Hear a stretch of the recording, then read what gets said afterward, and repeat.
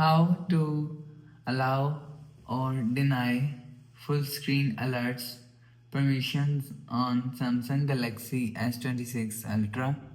So let's start the video. First of all, go to app library.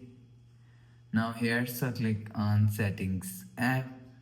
Now in setting, scroll down and click on apps. So you will see apps is here, so click on apps.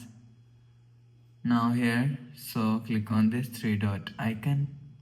So after click on this three dot icon, click on special access.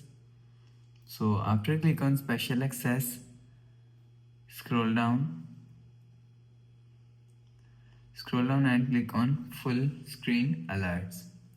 So after click on full screen alerts, if you want to allow full screen alert permissions, so turn on these buttons.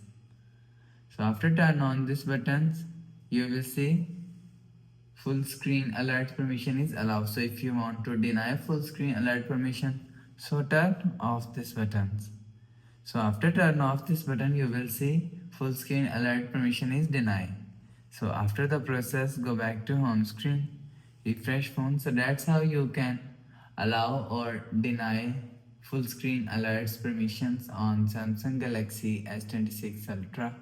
So if you like the video, please subscribe. Thanks for watching.